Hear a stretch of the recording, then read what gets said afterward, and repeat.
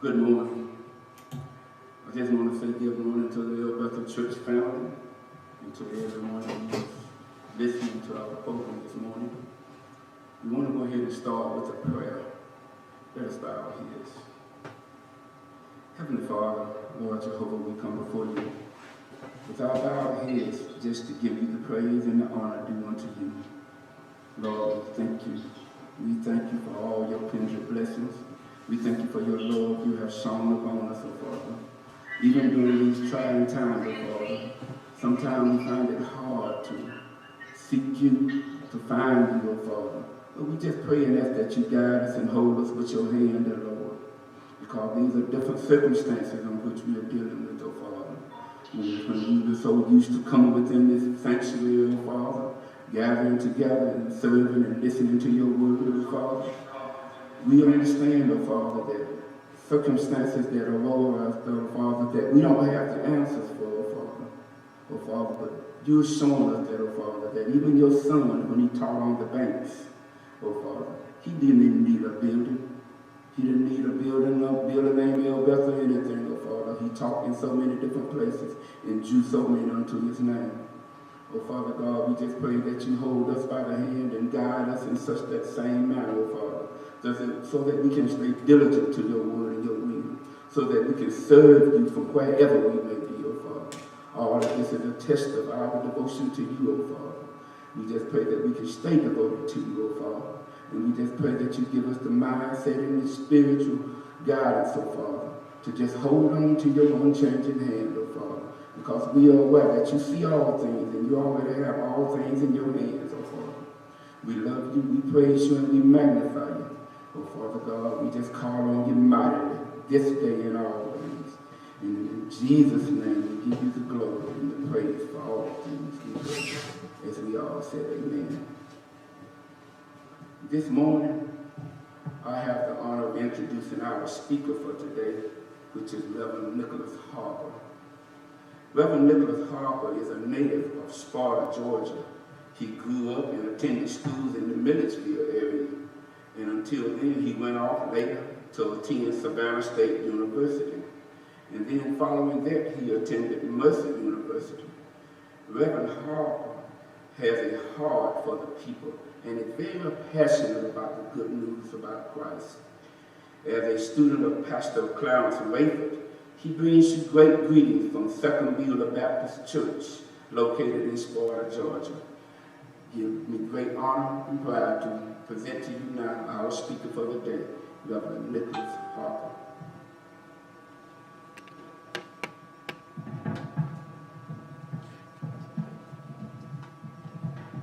Thank you, Brother Deacon. This is the day that the Lord has made. We will rejoice and be glad in it. Listen, in times such as this crazy time that we have had to, not so much of having the pleasure to experience, but in this crazy time that we are going through, it is just so awesome to know that even on this Father's Day, that we have a Father that sits high and looks low and have the answer to all our anxieties that's going on right now and all our questions and all of our weight that we're bearing. So I do want to I would be remiss without honoring the Father who is responsible and who is the creator of all of us. As well as through this holiday, I want to honor all of the great fathers and all the dads that's out here in the virtual atmosphere and in the cyber sanctuary that are listening in on this morning. And I pray that God continue to richly bless you as well as your family, that you continue to be the leaders that this world needs and that your family needs and that your children need. One of the most greatest gifts I believe God has endowed upon each of his children in his kingdom is to be able to rear and help raise the youth. So I do want to say Happy Father's Day to all the dads and all of those that are father figures, for the ones that are in need. But I won't tear with your time long, being that this is not so much of brand new, but it has been an adjustment. Many preachers across the nation, across the world, has had to adjust to this type of environment where you may preach to one or two, or you may be preaching to the masses, but we all know the word is still good, and the good news is still good. So although we may have 2 or 3 in here today, I know in my word it says with 2 or 3 gathered in God's name, there is He. So we'll go forth with that, and let us pray, and let us go before the Lord in prayer before I begin. Most awesome and amazing God, we just thank you for your fellowship. We thank you for this time. We thank you for being just who you are, a Father of all fathers, oh God, Creator, Redeemer, Provider, Waymaker, oh God. Even on this day, we give you reverence. We acknowledge you and your magnitude, oh God. We praise your holy name. We understand your strength, oh God. We understand your power. We know that you're in all, within all, and through all, oh God. God, we thank you. God, bless those that are in this sanctuary right now. Bless those that are in the cyber sanctuary. Let them have hearts to receive your word. Holy Spirit, have your way. Meet them with receptive minds and receptive hearts, so they may hear the good news, that may transform their lives and renew their passions and renew their spirits. In Jesus' name I pray. Amen. Amen. And as I stated, I won't tear with your time long, and prayerfully you guys will, my brothers and my sisters here at Elbethel, I will allow you guys to preach through the text on this morning. And I do want to just honor Elbethel for extending the invite to return back here and just share the good news of God. That's one thing about Elbethel, has always been that place to extend that hand to help those that are standing before the platform. So today we'll be coming from the book of Luke, chapter 15. And as I stated, we're just going to preach through the text. In this type of environment, in this new adjustment or this new norm, I've learned that a lot of hooping and hollering may not be key, but they may not have anyone to receive the hooping and hollering. So it's time to put past and dial back on the entertainment and start to begin to teach the people and just talk through the text. So that's what we're going to do today. Beginning with Luke chapter 15. Now, before I begin, let me state and let me give a little bit of a background of where we are in the text here, and a little bit of a history of what's taking place here in Luke 15. Now, this is a story where there's a total of 3 parables within this chapter 15 of Luke. And all 3 of these parables are met with a strong theme that's indicative to the reader understanding that Jesus has love for those that are sinners. Jesus has love for those that are unclean or that's requiring some repentance, and that Jesus has a love postured as a father in today's time, and just to know that God is a father of all fathers. So here we are. The background of this text is where Jesus is met by Pharisees, and the Pharisees are you know how Pharisees, let's just call them church folks on this morning, and how we church people and how sometimes us Christians get to the point where we only want to be around other Christians because we've already, we've prayed and we've received salvation and we've been saved, and we think that amongst our Christianity and in our theology of us being saved, that those that I guess haven't made the decision to accept Jesus as their Lord and Savior, we feel the need that we don't have to associate with them. So this is where we are with the background of the text, is where the Pharisees are looking at Jesus and they're saying, this man here is welcoming sinners. This man here is eating with tax collectors. This man here is having casual conversation with those that are not like us. Now, isn't it funny? Isn't that that reminds reminds us of how we are in the church today, how my saved and my sanctified should be measured to the saved and sanctified of the person that used to be sitting next to when we were meeting all in this community area. But God and Jesus is putting his foot down and saying and allowing these Pharisees to see in this moment that I could care less about your law. I could care less about how you normally would react to people. I'm all here to save and search for the sinners and to pull them up and to get them to a place where you are.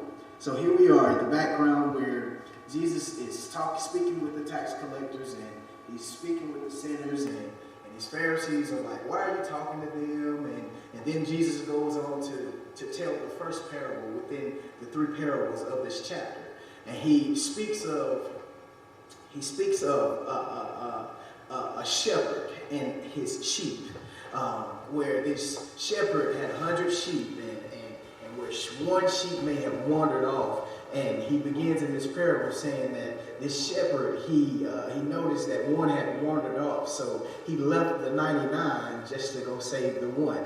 And that's just like God with us now. And Jesus, how he is in this earth, and how he's walking at this time period, saying that he is here just to save the sinner and to bring the sinner back to us. The second parable, it goes on, because all of these parables have somewhat of the same theme. They have the same theme.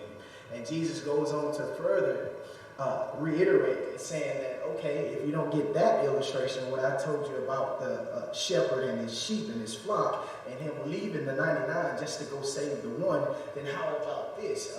What if there was a woman who had 10 coins, and with those 10 coins, she has lost one somewhere within her home. But she turns her home upside down, inside out, just to look for that one coin. Now, let me get a little bit of history behind those 10 coins in this time.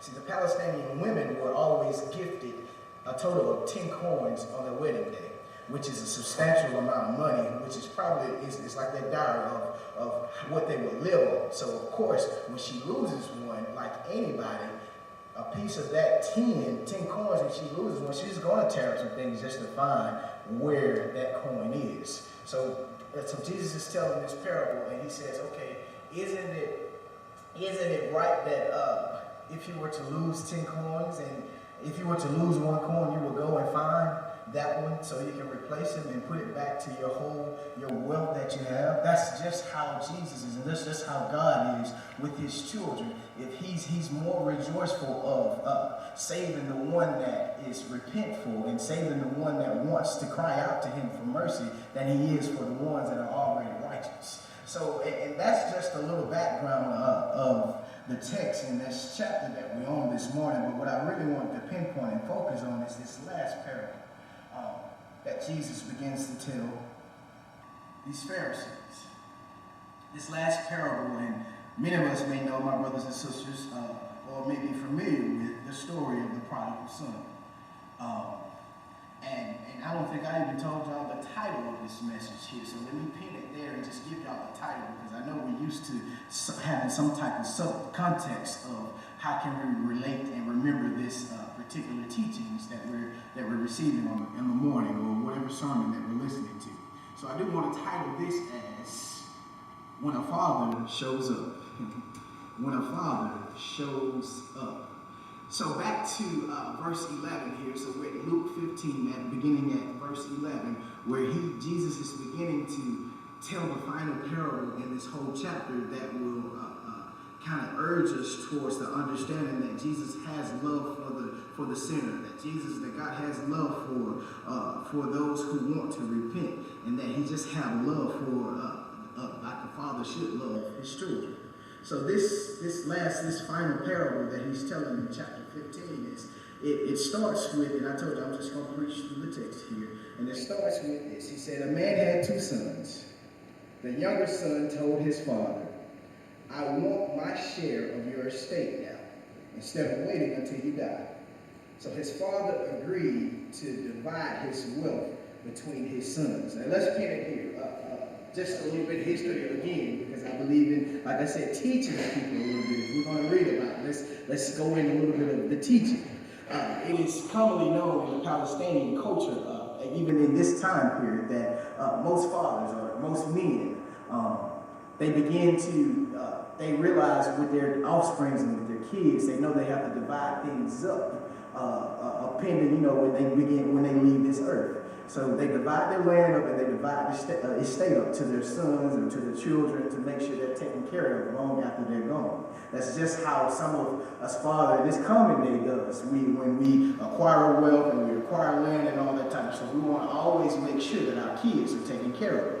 So here it is, this father, and most of the time in this particular culture, as the men begin to grow older and a little weaker or just a little tired, I would say, they get to the point and say, hey, let me just divide this up already before I even leave this earth. Y'all can go ahead and start working the land and attending to the estate because I'm a little bit old, I'm feeble, I'm tired, I just want to rest. So this father, he's taking the understanding and he's saying, okay, since you begin to, you came to me in this manner. And isn't that just like today with this younger generation, how we just want things just instantly, how we don't want to wait for things to pan out. We need things right now. We understand grandmama is old, we understand granddaddy is old, we understand daddy is getting old, but I don't want to wait till you leave. Let me get the truck now. Let me get the house now. You ain't using it anyway. That's how this generation sometimes is, even in the common day. So we have this younger of the two sons has approached his father and really looked him in the eye and said, hey, can you give me my portion right now?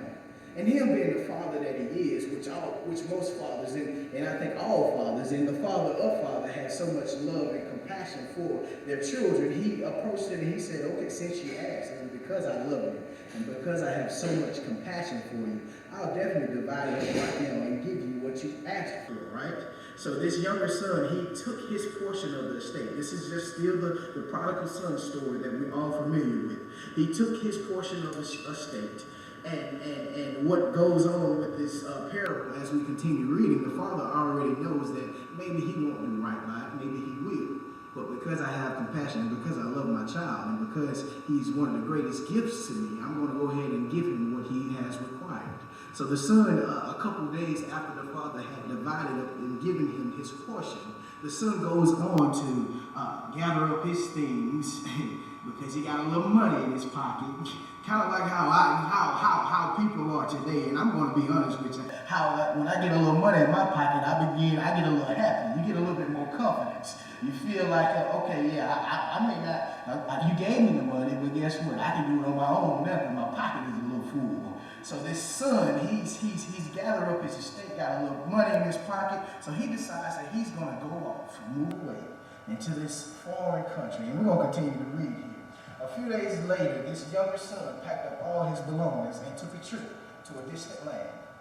And there he wasted all his money on wild living. About the time his money ran out, a great famine swept over the land, and he began to starve. His money had ran out. His money had ran out. Somebody who was so pressed to pressure his father to give him what is owed to him. Isn't that just like some of us today too? We feel like a lot is owed to us when really nothing is owed to us. But this son has gone to this father and said, give me what is owed to me. And watch me pretty much do what I do. And he got what was owed to him, quotations. And he did what he did with it. And now he's down to a low moment. He's down to a low point in his life where he's ran out of all that he thought he was owed. And he's now in a place, in between, the old people used to say, or the old seasoned saints used to say, in between a rock and a hard place. Down on his luck, down on his shoes, I would say. But he's out here in this foreign land, in this distant land. And he goes on to begin to acquire, okay, I'm too embarrassed. I'm too ashamed to go back to my father and tell him that this has happened. So now I have to make a way for myself. So he contacts this farmer or one of the shepherds in this distant land, and he begins to go on and he asks them, do you have some work for me? Not knowing the story, this new farmer doesn't know his story, doesn't know he just had his pocket full. He just thinks he's just somebody that's coming up to him that's down on his luck, as we see in the story. And the farmer gives him this job to go out and take care of the swine, or take care of the pig. Education point, we're going to ping it here. Now, in this day and time, the Jews have always considered swine, pigs, to be very unclean animals. All the way to the point where they tried their best to even stay away from swine or stay away from the pigs. Don't even touch it. So here we are. We have a young Jew, a young boy who's down pressed on his luck, who's willing to take a job that his culture would approve of. Where he's out here tending to these pigs. He's out here attending to the pigs now. A Jew attending to the pigs, touching these pigs, because he has wasted what his father had for him. Living on his own time and living in his own ways. Isn't it sometimes we catch ourselves trying to accomplish goals in life without having God in the forefront? Isn't it sometimes where God may give us the vision, but because he gave us the vision, we want to go ahead and push forward on our own recognizance and say, okay, I'm going to go out and get this. God, I know you said I'm going to get this job, but guess what? I'm going to go out here now and get it before you tell me, or before it's your time to give it to me. So here it is, he's out here, and because he pressed forward and moved too fast, he got to the point where he's doing something that's considered to be very deplorable. He's out in the midst of fields taking care of pigs and touching unclean things. He's down to a point where he's so far in the depths of sorrow, where even the pigs even the food that these pigs are eating begin to be desirable for him. Where he's sitting back and he said, even the pods that these pigs are eating out of looks good right now. I don't have nothing on me, I don't have no money on me, so I'm really down on my luck, and I'm here willing to eat what these pigs are eating. And I'm a Jew now. So here we are. This is the perfect teaching moment to say that sometimes you just got to move out your own way and allow God to move over your life, and allow Jesus to do what he's already come here to do. Allow him to save you out of predicaments that we tend to put our own selves in. So we're here at this point where he's at the local farmer, and he's already been hired. I'm reading out a New International Version. And he's already been hired, and begin to feed the pigs, and he's looking at the food of the pigs, and he's realizing, like, man, that's the only thing I got left to eat, until he finally gets to this point where he's woken up his common sense. He's gotten to this point where he says, you know what, why am I out here doing the despicable? Why am I out here doing things that I know my father and my people, my culture wouldn't approve of? And I can sit, and my father has servants that's forming our land, or my land, the land that my blood is attached to, that has ample and that has extra. The service that my father has right now has extra to even offer me, but yet and still, I'm out here in a foreign land, distant land, playing with pigs with nothing in my pocket. So here it is in verse 17. When he finally came to his senses, he said to himself, at home, even the hired men have food enough to spare, and here I am dying of hunger. I will go home to my father and say, Father, I have sinned against both heaven and you, and I am no longer worthy of being called your son. Please take me on as a hired man. Now this is one of those, y'all know how sometimes when you were younger and you did something wrong, and before you made it home, the teachers may have called your parents and let them know what happened at school, and before you made it home, you were talking to yourself, trying to think of an appropriate story, and like, okay, I'm going to say this.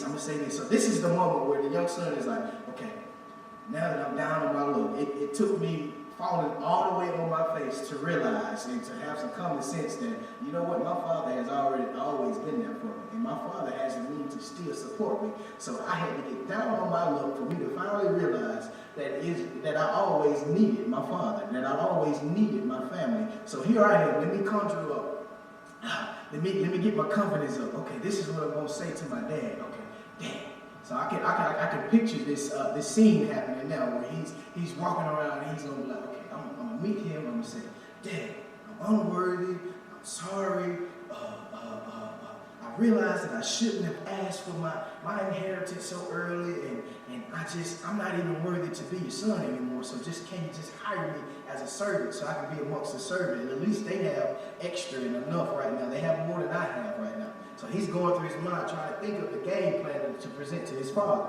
And he comes up with this lavish statement here that we're reading here where he just said, I will go home and I will say, Father, I have sinned against you both and heaven, and I am no longer worthy of being called your son. Please take me back in. The younger son, like many who are rebellious in this day and age, it's actually saw and showed his immaturity.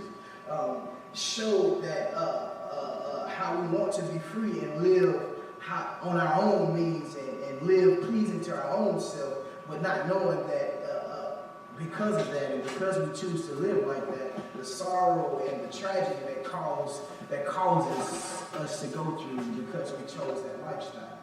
And so we got to ask yourself, Elbethel, my brothers and sisters, that are we trying to live on our own way, selfishly pushing aside any responsibility or commitment that gets in your way? Or are we trying to live for the pleasing of our Father?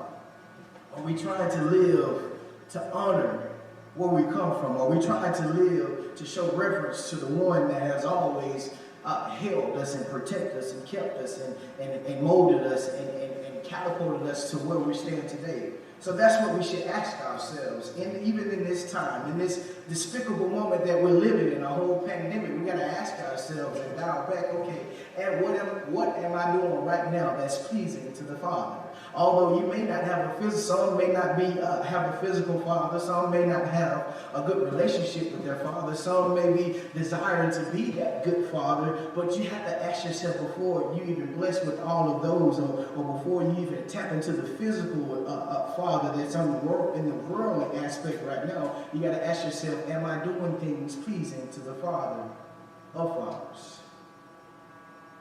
See, in the two preceding stories in this chapter, it was some inoperables where things happened and sheep may have wandered off and not knew, or the corn may have been lost without anybody, to blame or responsibility. But see, in the third parable, this young man got down to this point because he chose to be selfish. This is a perfect example of how the Father sees and knows all and knows us and sees us operating in our own will. And because we're humans, Jesus is always there for us, but at the same time, he's not going to force us back to him. He has to wait till you get to that point, till you get to down on this level, when your common sense kick in and realize that, okay, I got to go to the Father and repent from all that I've done, and repent from where I've come from, and repent from the life that I've so selfishly chose to live. So there we are with the prodigal son, and he's to this point where he's worked up enough courage, and I'm just preaching, talking through the text. He's worked up enough courage to return back home. So as he's returning back home, and he's on his journey and his voyage back to his father's house, his father has already seen him from the distance and seen him coming home.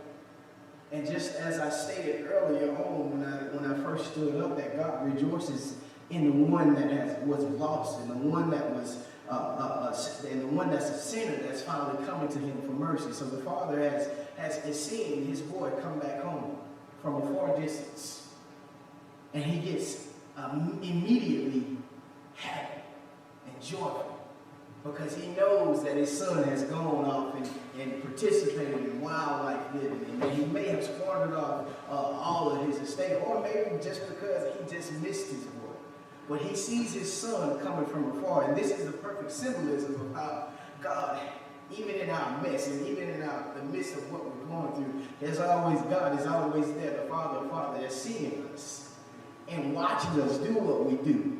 But at the same time, when we finally get to that consensus that, you know what, hey, I ain't living right, or hey, I need to get back to God, I need to get back to the cause of Christ, then he's always still there with his arms outstretched, just as his father was when he saw his son from a distance returning back home.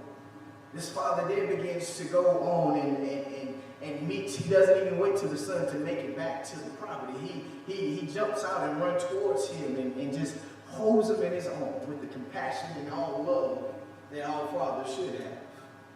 And before, you know, I was talking about, he was bringing up, he was trying to make up this whole story and this lavish story, what he needed to tell his father upon his return, you know, his apology and all that type of stuff. And before this young son could even get it out of his mouth, the compassion of our father kicks in and say, don't even speak, don't talk. I'm just happy you're coming back to me, boy. I'm just happy. I'm going to wrap you in my loving arms and I'm going to care for you. Don't worry about it. The son didn't even have a chance to get out what he had already been battling. He didn't have a chance to get out his apologies and all that type of stuff, because that's what the love of a father should always possess. Ultimate compassion, ultimate love, for eternal love, to always be there for us when in our time of need. And that's what God is for us as well. When we as Christ believers grasp in our mind that I can turn all my troubles over to him and he'll work it out. That's an old song. I can turn all my troubles over to him and he'll work it out. Then we'll begin to understand that the more we step towards righteousness, the ground begins to get a little bit more firm. We'll begin to walk out of that sinking sand that we think we sin to keep ourselves in, and begin to walk on the concrete and the foundation of the one that keeps and holds us and loves us for eternity. We have to accept, my brothers and sisters, that the ultimate sacrifice was paid for us. That the Son of Man came and paid the ultimate price for whatever you think, whatever you thought you wanted, whatever you thought you did, that you can always return back to him. You can always return back to God. He rejoices in the one that returns back, and rejoices at the ones that are already righteous sitting on the pews of the church. He rejoices at the ones that's begging to get in the doors of the churches, just knocking and just need some understanding of who Jesus is and what God has done and is still working in their lives. He rejoices at the fact that those that are requiring and requesting the mercy of God, than the ones that are already sitting with the two-piece suits on, and the ones that have already walked up and confessed their faith and knowing that Jesus died on the cross for us. He's more rejoiceful of the lost. There's a song that say, I once was lost, but now I'm found. I can only imagine that's what Jesus had on his iPod playing as he continued to search. Because we serve a God that searches for the sinners and rejoices. And no matter what we do, there's still a God that always, and there's still a God that allowed his son to come to this earth to search out the people that needed salvation. The story of the prodigal son, and the story could have easily ended there. You know, a good be-in story of, okay, the son is finally home, and the dad still has the same remaining love. But this is where I want to get to with your points today, and that you can carry on as you remember this prodigal son story. So the father has received the son back on the property, and he immediately says, and it's in the text here, I'm talking through the text. He immediately says, I don't want to hear it. He calls to the servants. He says, quick, go get a robe from the house. Go get the ring from the house. Go get some sandals from the house to put on my son, for he was lost and now he's found and now he's returned. This is where it gets good, because even in all of this, the symbolic meaning of this father clothing his son at this moment is what we all should grasp in our minds. He got the robe from the house to tell the son and to allow the son to acknowledge that no matter where you go and no matter what you do and no matter what type of inadequacies you think you have, I'm always going to be there to cover up those inadequacies. And that's what God does for us as Christ believers. No matter how much self-doubt that we have going on through our mind, no matter how much the anxieties of life causes us to experience depression and guilt, and no matter how many times we get to that edge of the end of the earth, we can always turn back and realize that there's a father waiting on the road to cover you and to clothe you And then the father goes on and say, okay, grab me the ring from the house. And if you're a father out there, or if you're a husband out there, you understand. Y'all can tell me, well, I say a husband because all fathers are not husbands, or you know how that goes. But if you're a husband, you know that you guys wear a ring, right? And that ring is typically indicative of you being an individual, or you being already claimed, right? That means when you have this ring on, any other woman that comes into you, that's her immediate sighting saying that, okay, I'm one of somebody. Somebody, I am attached to somebody. So this is what this father is doing by him going to get the ring to place on the son that has not returned. He said, no matter moving forward, now that I've got you clothed in my right mind, I know that life is not going to be easy. I know that because you've come back to my love and compassion, I know that you won't always be perfect. I know you're going to stray away again. So wear this ring, because when you look down this ring, you can understand that you're a child of mine. And that's what God wants us to understand, that no matter what we do in life, even after we've come to church, even after we've accepted salvation, even after we've sat on the pews and showed that we're more righteous than the sinners that are outside of the church doors, even though we've gone through all that, even though we have that going on, we still have to remember that nobody's perfect. And that we're all just one sin away from being like the next sinner. We're all sinners. But what he wants you to know is that when you wear this, and when you have on this ring, it's a constant reminder that I'm still with you. You're still a child of mine. You're still covered by the blood. So he grabs a ring and he places on the son. And then the final thing he gives this younger son upon his return is a pair of sandals. Now remember, the son had already gotten in his mind. He'd already gotten to this point where he's already feeling inadequate. He's already doubtful and shameful of what he's already done. So he's in his mind now that he said, I'm not even good enough to be his son. Just accept me back as a servant. And in these days, culturally, servants didn't wear sandals.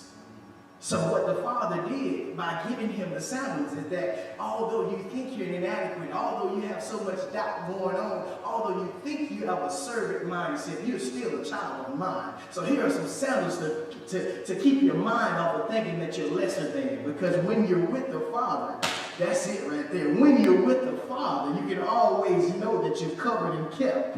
When you're with the Father, you always know that you're girded by the feet of these sandals that you have on. And that's the moral, implicit things that we go through that all Christ believers have to understand. That when I'm girded in truth, and when I'm girded by the sandals of the Most High, that it doesn't matter where I step, there will be no sinking ground. I can walk on platforms with confidence to understand that it is God. If God's with me, no one can be against me. There's some Bible readers out there for my brothers and sisters that know that. So the story still could have ended there. I'm still just talking through the prodigal son story, y'all. It's in the book. And it could have ended there. And those 3 points you can always, they'll preach themselves, and you can always remember that to carry on in your life as you met with trials and tribulations, and as you met on days such as this where you're trying to you got to understand the weight that you carry as being the Father, or the weight that you carry as being a child of the Father of all fathers. The story could have ended there where, okay, now I know who I am. I know I'm a child of God. But it goes on to show just a little bit more of the forgiving grace that God has for us. Because further along in the story, this younger brother, his older brother, is still on the property. And although the father has started a big feast and allowed the servants to go kill the fattened calf, the calf that they had been, that's supposed to be like the money maker. But because of the return of the son, because of the loss back to the father, and him being found, the father goes on to sacrifice and say, although I have been preparing this money maker, although we fattened up this calf, because I'm so appreciative and because I have so much love and compassion for my son, go kill the calf and we're going to celebrate. And we're going to eat from this calf. Doesn't that remind you of a particular story of the ultimate sacrifice of a father giving his son away just so we can celebrate and live another day? This is where he brings his calf in, and this all that he worked for, all that he's always built up for, he's willing to give again, go out on a limb and lay it at the feet of his son because he's just so happy that he's back. But the older brother that's on the property, the brother of this prodigal son, is at a point where he's still feeling some type of resentment. And that could be symbolically meaning that and how some of us church folk could sit in the pews and could sit in here and say that, okay, I received my blessing, and because you got somebody on the outside in the corner across the street from the church doing something they don't need to be doing, you want to condemn them. But this is where the forgiving grace of God comes in at. Where the older son has seen all this big extravagant things that his daddy has prepared for his son, the younger brother that has returned home. So he walks up and he grabs another servant. He said, "What's going on?" And the servant tells this older brother, he says, "Your brother has returned." So your dad is going all out and being festive because of his return. So this older brother gets mad and he says, and that's just kind of like some of us church folk, how sometimes we get a little jealous or envious of what's going on. But he says, why he's doing all that for somebody that has squandered away all of his blessings? Why is he doing all this for somebody that's clearly doesn't care about him? Why is he doing all this for somebody that has clearly shown of his disregard to his leadership of his family? Never once I've been beside my father's this whole time.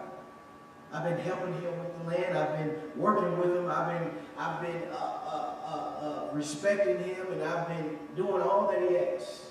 And never once has my father even offered a lamb for me or a goat. But here it is. He's willing to sacrifice our life savings pretty much again on somebody that he knows has already squandered all their life savings. So this is a perfect point to be in here, that although we may go through our trials and our tribulations, we still serve a forgiving God. Although we may have experienced and done some things that we're not too proud of, we still serve a forgiving God.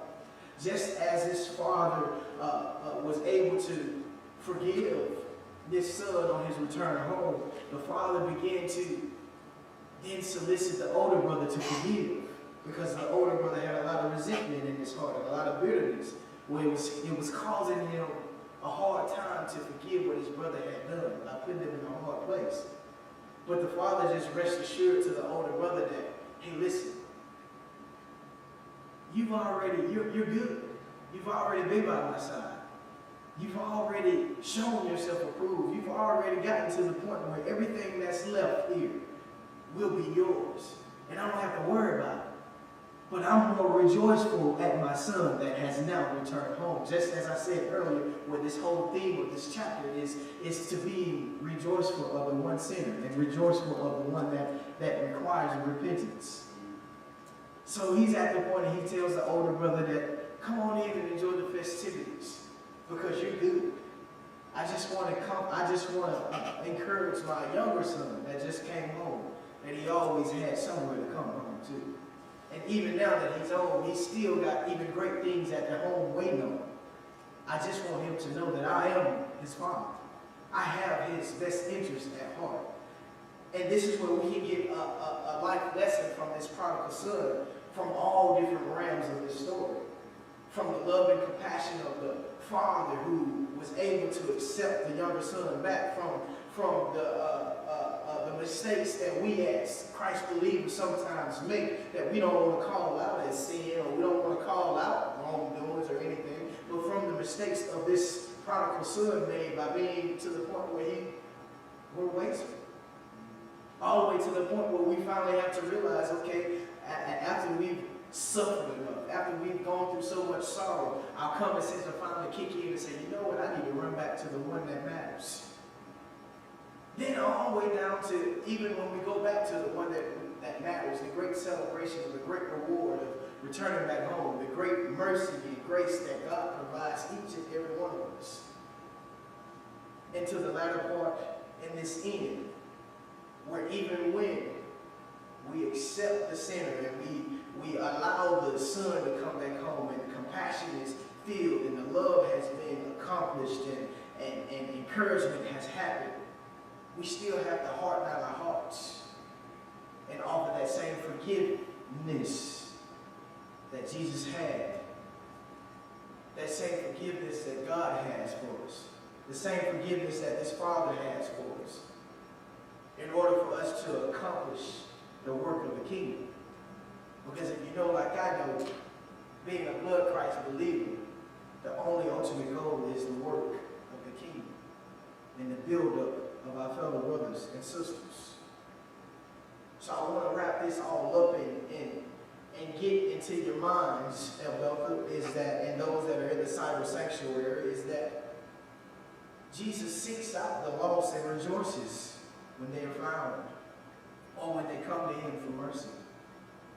And before you were a believer, and before you were saved and sanctified, God sought you out too.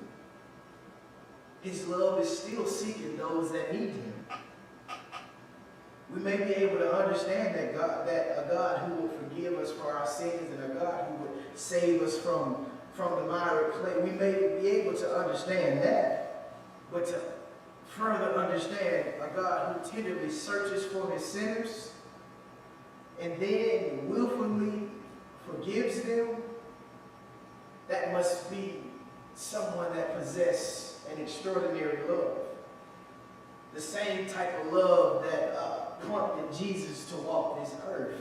The same type of love that prompted him to search for his people and pay the ultimate sacrifice on the cross just so we can have a right to the tree of life. The same type of extraordinary love that God has for each and every last one of us, because if you're breathing, that's more than enough. So I came to tell you, and for this time that I had before you this morning, is that if you feel far from God, don't despair, because he's searching for you.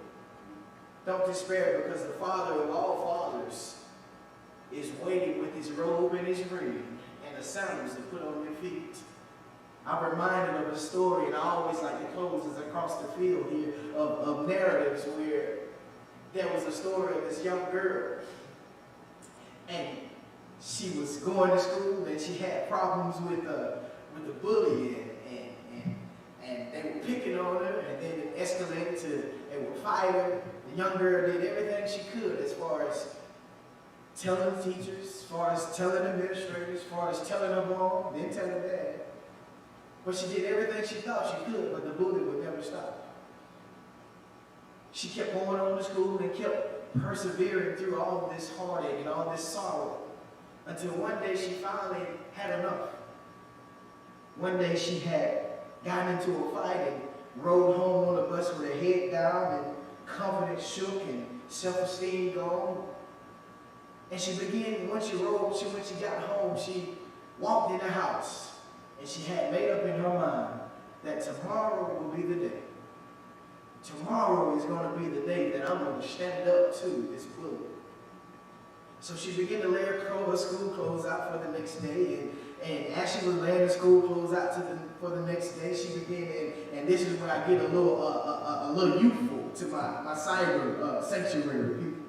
As she was laying her outfit out for the following day, she had her Timbos ready, her Timberland boots ready, because she was ready to stump somebody out. She had her jogging suit ready, like she was Rocky Balboa, ready to go to war. And then she had something, and if you're a boxer or if you're an avid fighter when you were younger or something like that, I know I wasn't, but if she laid out some Vaseline, knowing what she was going to do. So the next morning came, she didn't Vaseline up as much as she could, because she just had to get to school first, because she knew that when she got on the bus to go home, it was going to be on and popping. So she made it through the day of the school, and she got on the bus to go home.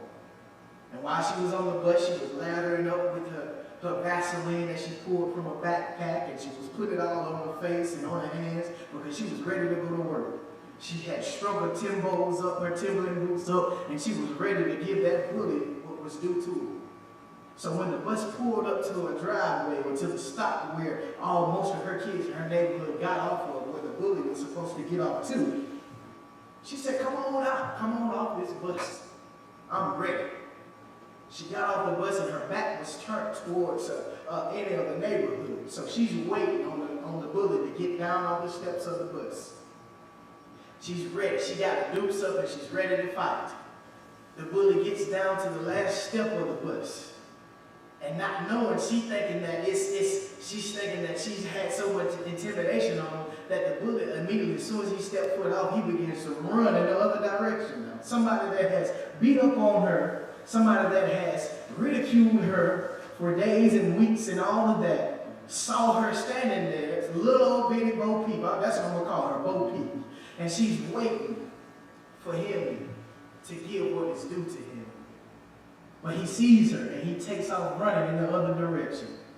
So now she's full of confidence and encouragement. She said, "That's all I had to do was get dressed and look like I'm about to beat somebody up in order for him to leave me alone." So she was on cloud 10, cloud 9, real happy, until she turned around. And who was behind her? Her father. So that's a perfect story. And when you understand that your father is always with you, your father always got your back, it doesn't matter what's going to come. It doesn't matter what you may go through. Your father is always going to be there to conquer your bullies. He's always going to be there to conquer anything that's meant to destroy you. Your father is always going to be there with that love and compassion that he won't even have to say a word, but just be present. And that's what I want to leave with my brothers and sisters of Elbethel, is to all the fathers in this day and this age, is just to be present. Because when you're present, a whole lot of things can change. When you're present, a whole lot of situation, a whole lot of circumstances can change the trajectory of how your family survives. When you're present, the love and compassion of God shall always rule and cover you. When you're present, forgiveness shall always capture your heart. When you're present, the sinner shall always return home. Let us pray. Most awesome and amazing God, we thank you. We thank you for this particular time on the night. We thank you for your spirit, oh God. God, right now we ask that you continue to endow your word amongst your children, so that they may go out and accomplish the agenda of building the kingdom.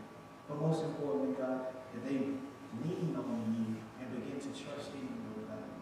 They begin to learn to cast their cares upon you, for you care for them, oh God.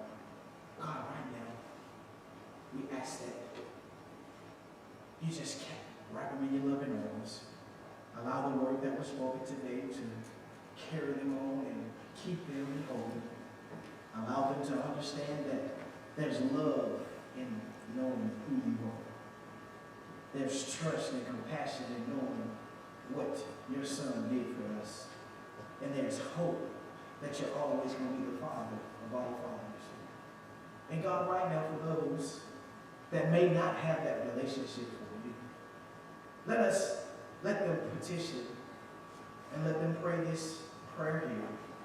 That God, I acknowledge that you are the Father of all fathers, that you're here to comfort and keep me.